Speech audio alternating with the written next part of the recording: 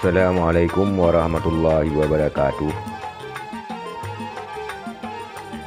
Saudara-saudara sekalian, baiklah pada perjumpaan kali ini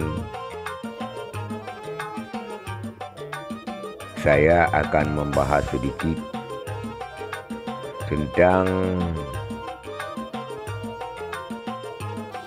Wali Nenggelo ataupun Malik Mahmud. Tepat sekali saya akan membahas tentang Malik Mahmud yang menjabat sebagai Wali Nenggelo sekarang. Mana Malik Mahmud semenjak dibentuknya Wali Nenggelo sampai sekarang masih menjabat sebagai Wali Nenggelo Aceh. Saudara-saudara sekalian, mohon maaf sekali yang sebesar-besarnya, bukan tujuan karena apa-apa, tetapi karena saya ingin berbagi cerita dengan teman-teman, karena saya memang tidak terlalu kenal dengan Malik Mahmud, bahkan tidak kenal sama sekali. Juga tidak mempelajari tentang peran-peran apa saja daripada Wali Nenggelo tersebut. Yang saya ketahui ketika pelantikan Wali Nenggelo periode kedua, ada sedikit demo daripada mahasiswa, di mana mahasiswa menginginkan sosok Wali Nenggelo ada dari tokoh ulama. Tapi entah karena apa dan mengapa Malik Mahmud tetap menjabat sebagai Wali Nenggelo sampai sekarang ini. Saudara-saudara sekalian, lantas saya ingin berbagi cerita dengan saudara-saudara sekalian, siapa sebenarnya Malik Mahmud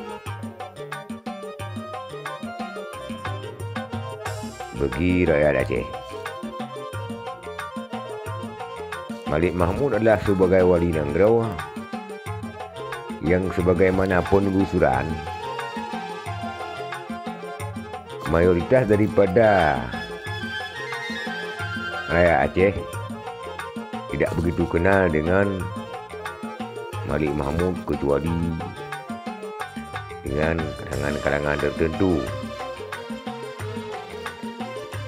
Yang mereka ketahui, yang umum mereka ketahui, yang umum rakyat ketahui bahwa Malik Mahmud ini adalah anak dari teman akrab daripada Allahyarham Tunku Muhammad Hasan Didiro. Saudara-saudara sekalian, banyak sekali kita jumpai di tengah-tengah masyarakat Aceh yang entah karena apa dan mengapa mayoritas daripada masyarakat Aceh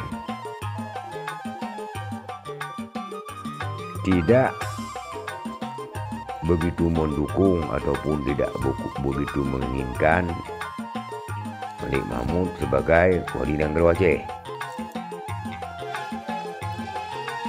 Ada juga di sebagian kalangan masyarakat yang menginginkan Wali Nenggelo itu dari ulama, dari seorang ulama yang terkenal, supaya dapat mengayomi seluruh masyarakat Aceh. Itu pun dapat sharing daripada masyarakat. Dan bahkan kebanyakan daripada masyarakat umum tidak mengetahui apa fungsi daripada Wali Nenggelo tersebut. Dan bahkan ada kalangan-kalangan tertentu ataupun kalangan-kalangan berpendidikan seperti Ghazali Abbas Malah dia menyarankan untuk menyempurnakan undang-undang pemerintahan Aceh dan menghapus lembaga wali negara karena dianggapnya sebagai pemborosan anggaran. Entah pun iya atau tidak, itu tergantung pada porsi dan konsep pemikirannya. Yang perlu kita ketahui, Malik Mahmud sebagai wali negara itu menuai banyak sekali pro dan kontra di tengah masyarakat. Banyak sekali masyarakat yang tidak setuju entah karena apa dan mengapa, dan banyak juga yang setuju wali negara menjadi Malik Mahmud menjadi wali negara. Ada yang mengatakan bahwa undang-undang pemerintahan Aceh ataupun MOU itu tidak berjalan karena Malik Mahmud. Itu pendapat yang sering kita dengar. Entah benar, entah tidak, itu wallahu alam. Juga bendera Aceh tidak berkibar karena ulah daripada Malik Mahmud. Itu pun entah ya, entah tidak, kita tidak pernah mengetahui yang detail, yang sebenarnya. Yang perlu tanya urai di sini, saya ingin masukan lewat kolom komentar dari saudara-saudara tentang keberadaan Malik Mahmud yang menuai pro dan kontra sebagai wali negara Aceh.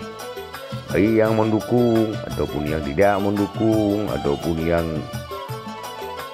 berpendapat bahwa lembaga wali negara itu adalah pembaziran anggaran, itu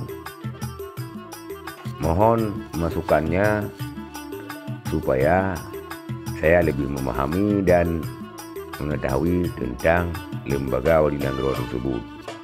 Karena saya selaku rakyat Aceh ingin juga mengetahui keberadaan dan fungsi-fungsi daripada lembaga wali negara.